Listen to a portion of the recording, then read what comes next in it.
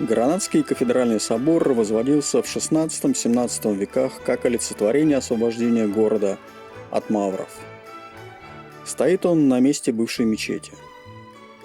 Строился храм долго, поэтому в его архитектуре можно увидеть три основных стиля – готику, барокко и рококо. Внутри ждет встреча с картинами испанских художников, яркими ретабло, высокими колоннами и серебряным алтарем. Гранада была последним оплотом мавританской Испании. В январе 1492 года город взяли штурмом войска католических королей. Период реконкисты закончился, и Гранада стала символом победившего католичества. Чтобы увековечить этот триумф, было решено воздвигнуть собор, знаменующий начало новой эры. Указ о создании Гранадского кафедрального собора был издан Изабеллой Кастильской, и строительство началось в 1523 году.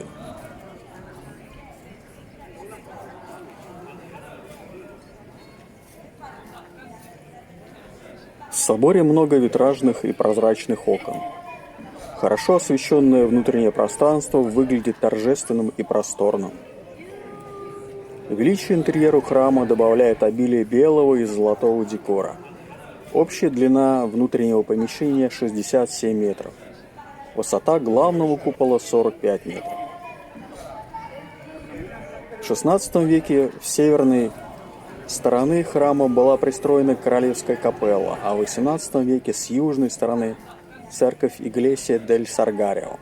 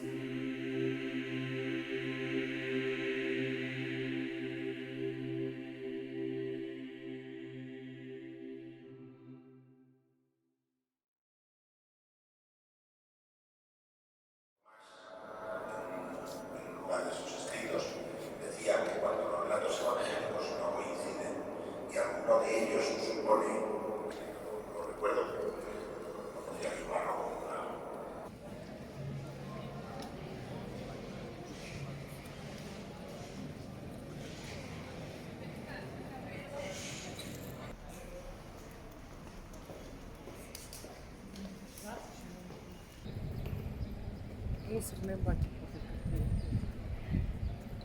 О, смотри, прогулочный этот тарантас из 3 вагончиков.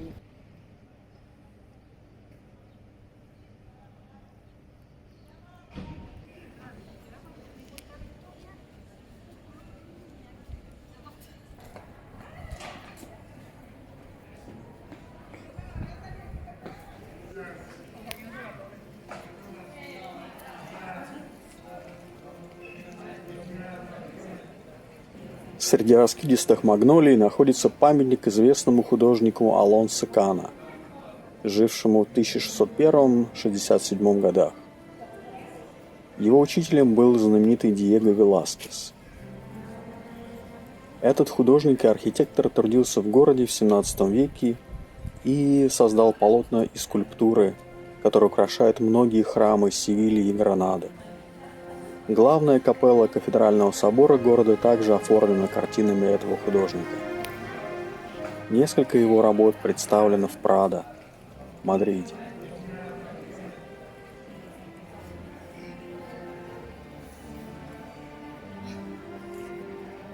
Гранадское медресе – это дворец-университет, основанный в XIV веке. Сегодня это Академия изящных искусств.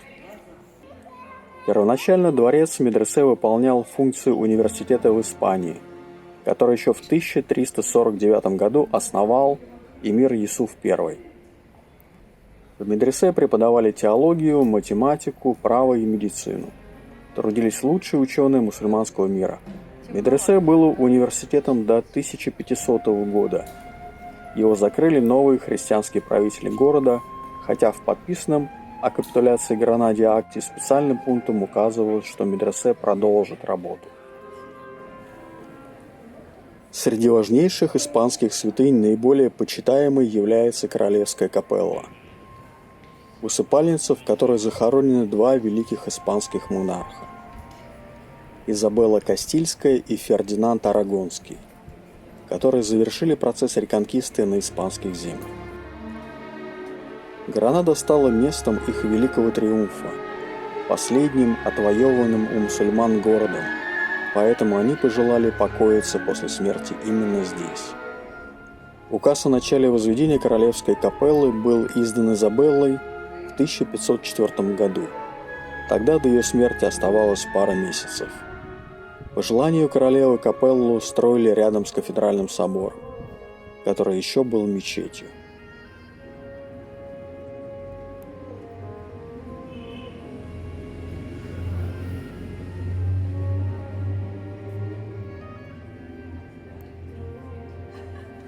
Молодец. Ой, хватит.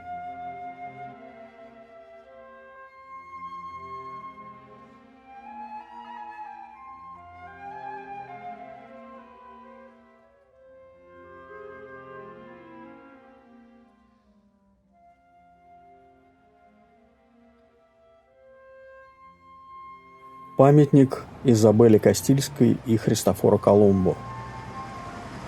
Автор запечатлел исторический момент, когда Христофор Колумб пришел на аудиенцию к королеве Изабелле Кастильской в 1485 году, чтобы попросить денег для морского путешествия, цель которого была открытие нового морского пути в Индию. Король Фердинанд Арагонский не одобрил предложение Колумба из-за своей скупости, а королева Изабелла предложила отложить на какое-то время, потому что главной задачей, стоявшей тогда перед католическими королями, было взятие Гранады и завершение реконкисты. После взятия Гранады 2 января 1492 года предложение Колумба о снаряжении 3 кораблей было одобрено. Королева заложила свои драгоценности, чтобы снарядить корабли.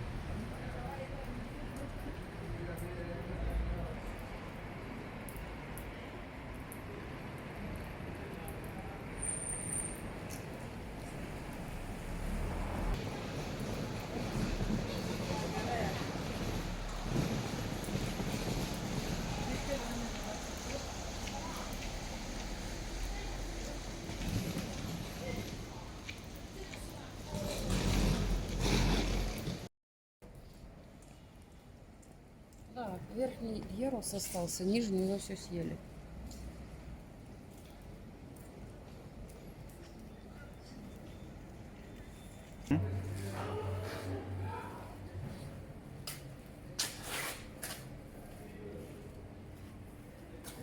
Нет.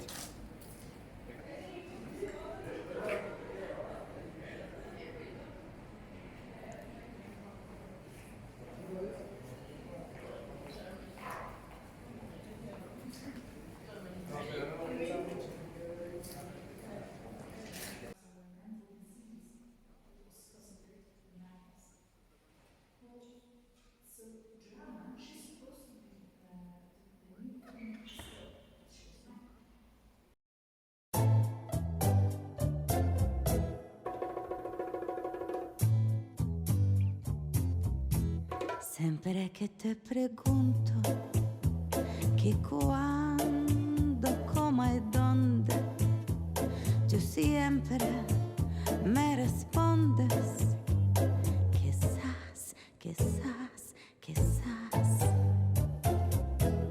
Y así pasan los días y yo te esperando y tú contestando quizás, quizás, quizás. Estás perdiendo el tiempo pensando, pensando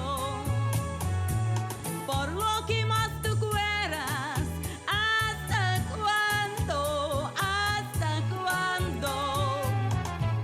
Y así pasan los días y yo te esperando y tú contestando quizás, quizás, quizás.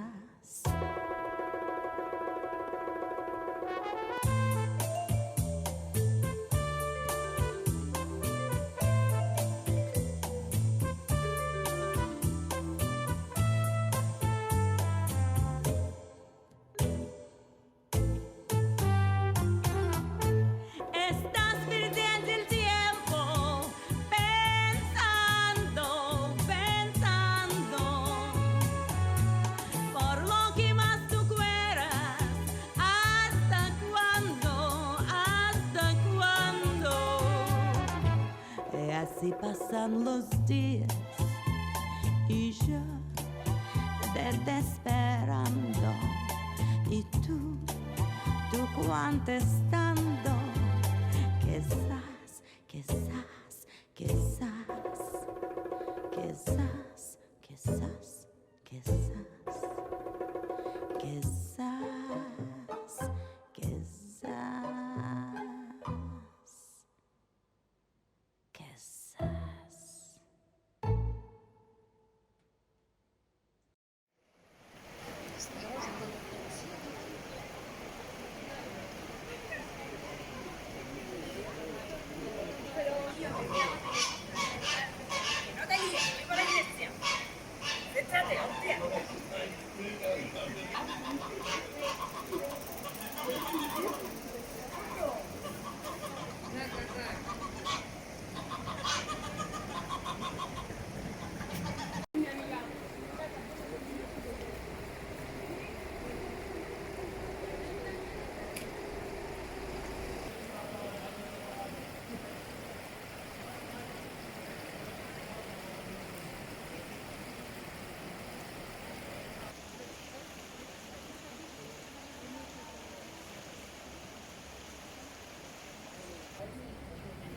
Вон, смотри, розовый же. Еще одна, смотри. Розовый такой, конечно. Ну, вниз смотри. Да вот я думаю, такой.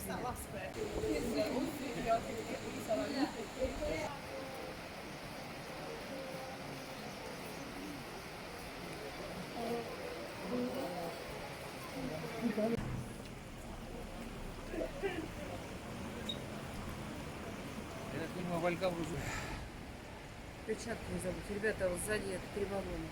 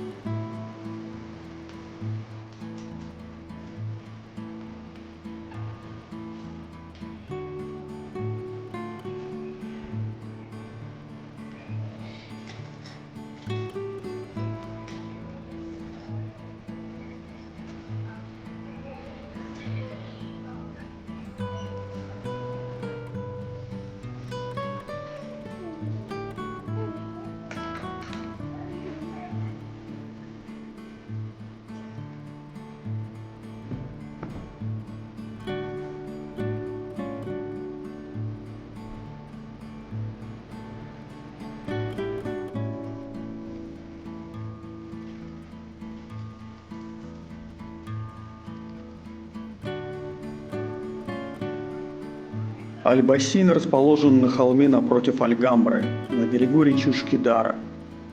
Это средневековая часть Гранады, в котором сохранилась народная архитектура мавров, смешанная с традиционной архитектурой Андалусии.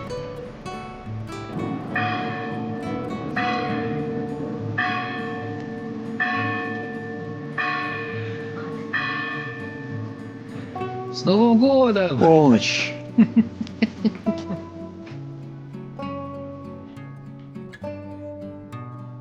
До 756 года, прихода мусульман на Иберийский полуостров, на месте сегодняшней Гранады было 3 отдельных поселения – Эльвира, Кастилия и Гарнада. Население концентрировалось в основном в Эльвире, находившемся рядом с современным Аль-Бассейном.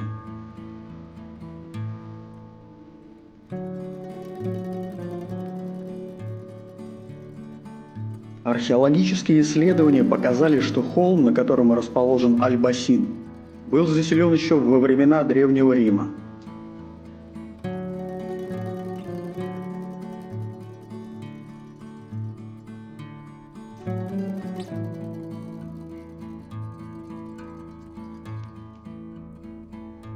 После завершения реконкисты в 1492 году население Аль-Бассейна выросло до 60 тысяч человек.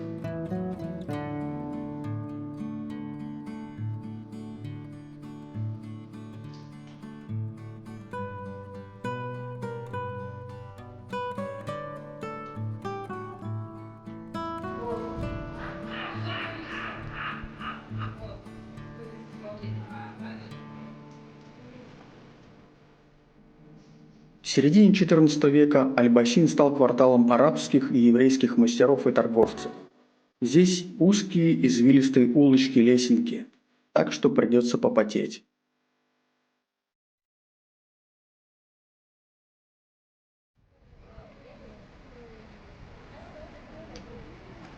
Альгамбра.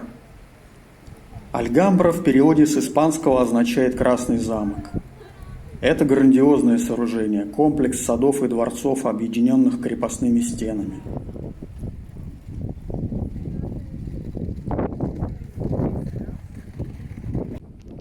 Дорога из Гранады до крепости проходит через красивый парк по склонам Куэста де Гомерес.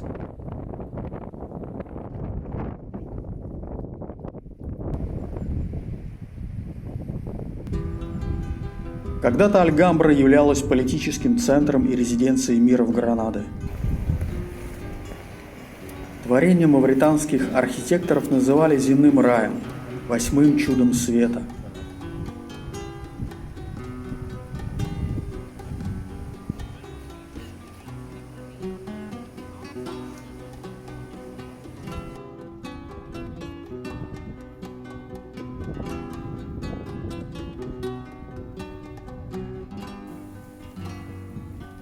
Гранадский эмират в XIII-XIV веках был богатейшим государством Испании.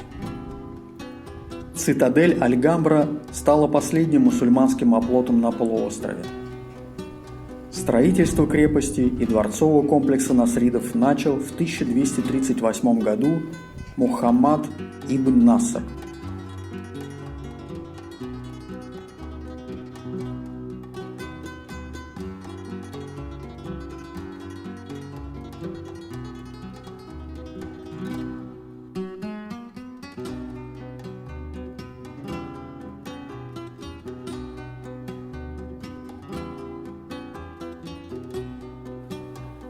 Главным входом служат ворота справедливости, созданные в 1348 году. Это монументальная кирпичная сводчатая арка, выстроенная в форме подковы. За аркой идут винные ворота Пуэрто-дель-Вин, далее площадь Лос-Альхибес.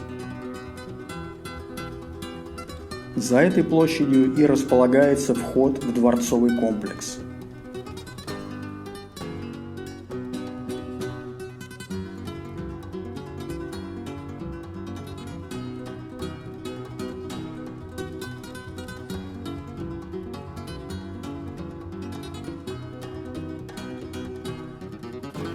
Дворец Карла V. Дворец Карла V построен в стиле итальянского ренессанса и считался летней резиденцией монарха. Его строительство началось в XVI веке, после того, как власть в Гранаде перешла к испанцам, так как старые дворцы не удовлетворяли требованиям короля.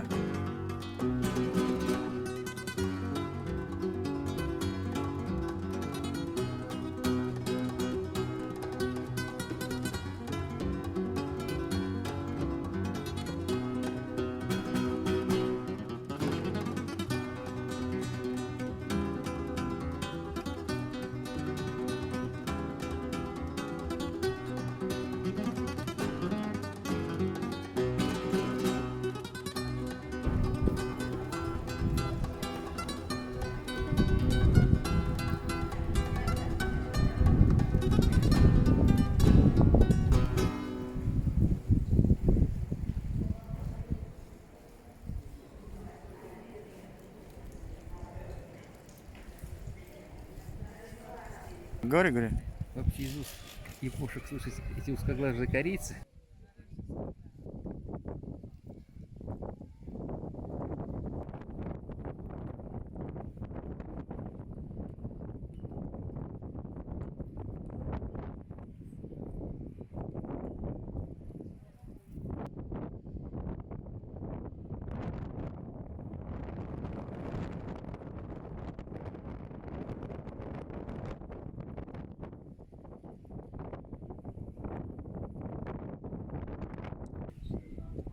Ты видишь, как пойдем даже.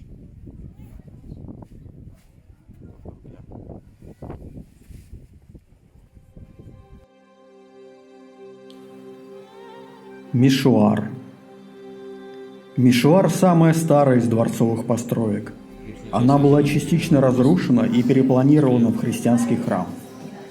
Поэтому изначально убранство сохранилось не полностью.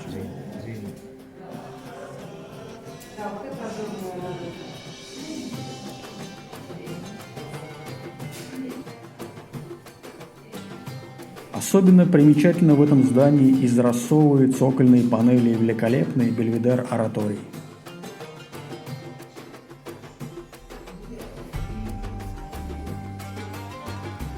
Мишуар и дворец Камарес между собой соединены золотой комнатой.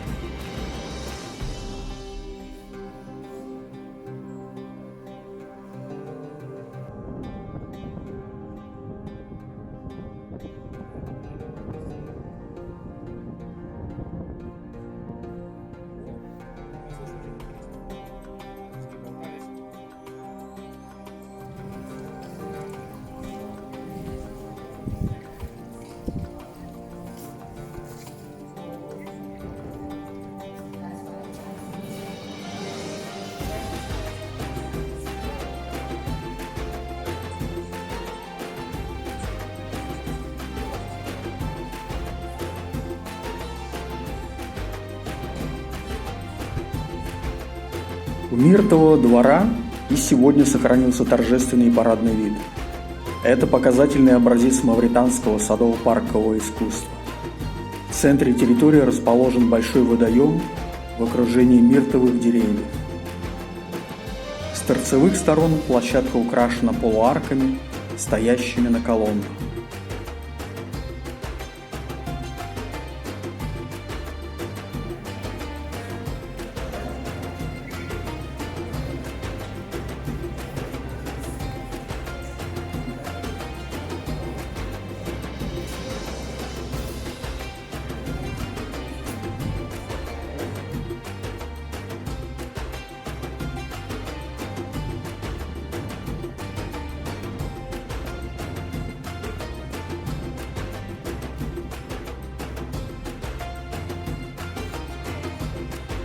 Львиный дворик. Небольшой изящный львиный дворик во времена эмиров Ибн Наср был центром жилых помещений дворца. Он окружен изящными портиками, а посреди двора устроен красивый фонтан. Мраморная чаша искусственного водоема лежит на спинах 12 каменных львов. Этот фонтан создавался как аллегорическое воплощение трона царя Соломона.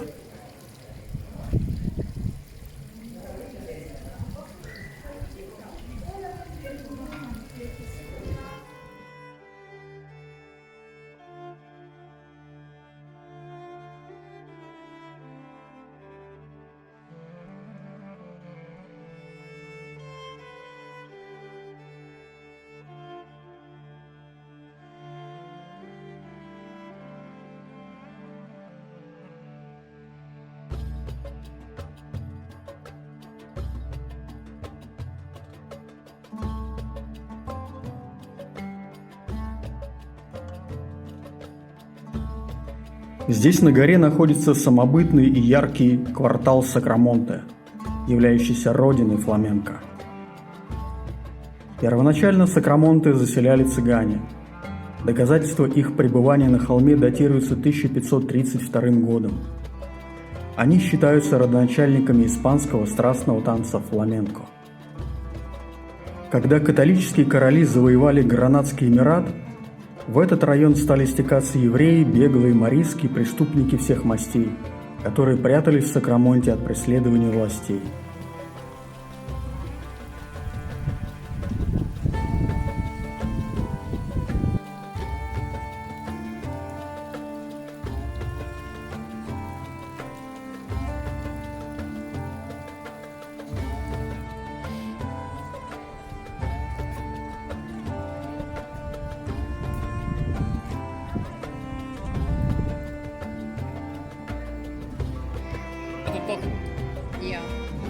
Я. Прям толкнула. Прям толкнула.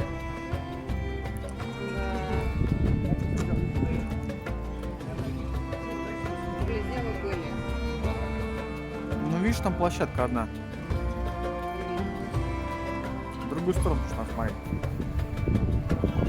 Это крепостная стена, да? Да.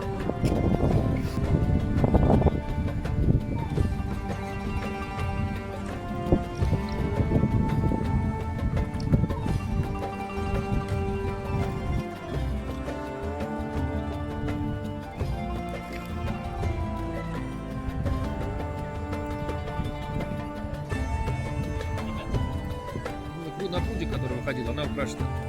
Да, там михраб, соответственно, как бы с видом на это, ну, собственно, направление Мекки. Михраб это что такое, как было?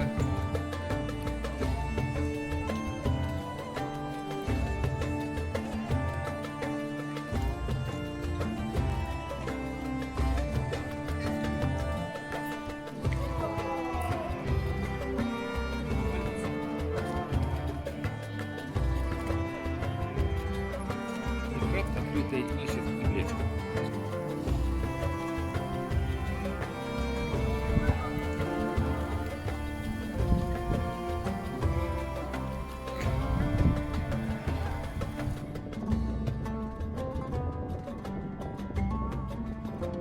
Это было ругательство, нет?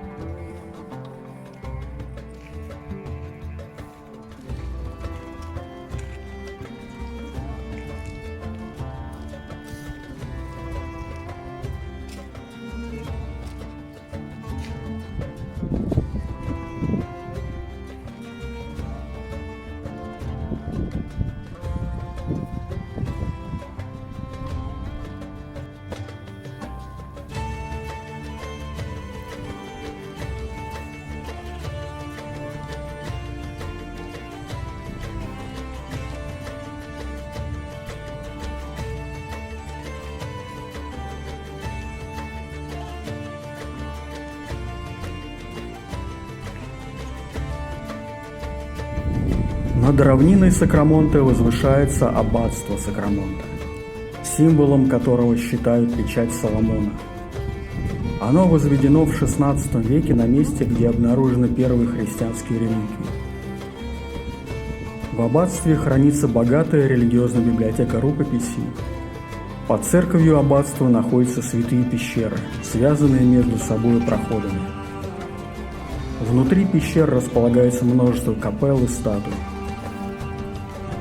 В одной капелле лежит камень, который, согласно легенде, помогает женщинам выходить замуж. Достаточно его поцеловать, и свадьба произойдет до конца года.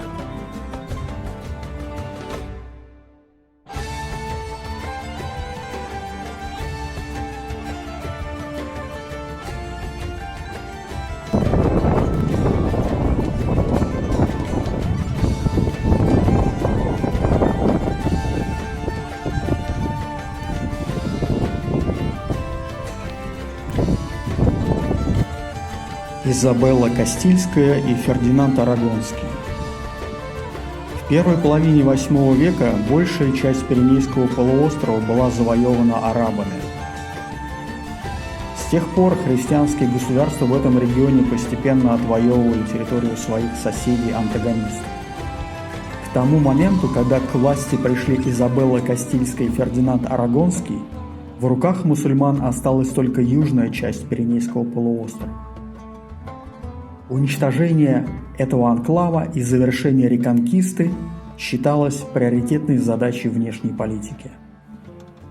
Реконкиста или отвоевывание – это иберийские крестовые походы, длительный процесс отвоевания пиренейскими христианами земель на полуострове, занятых маврами эмиратами.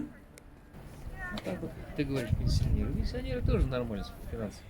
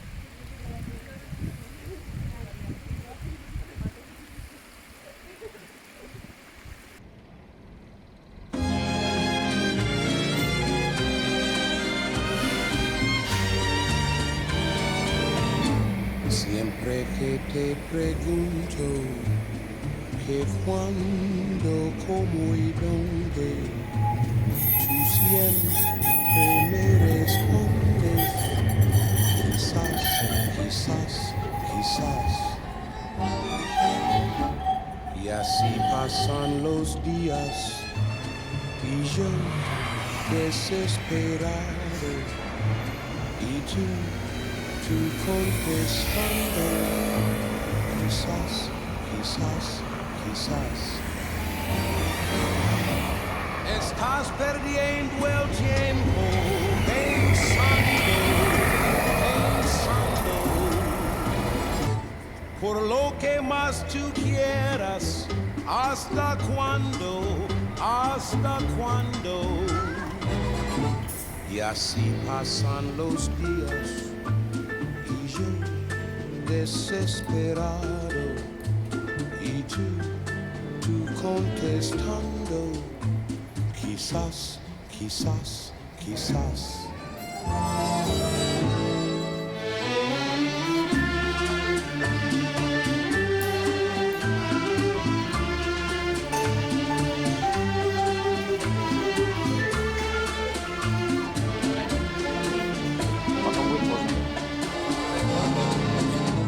Y así pasan los días y yo desesperado y tú contestando, quizás, quizás, quizás. Estás perdiendo el tiempo pensando, pensando. por lo que más tú quieras, hasta cuándo. Y así pasan los días y yo desesperado y tú contestando, quizás, quizás, quizás, quizás, quizás, quizás, quizás, quizás.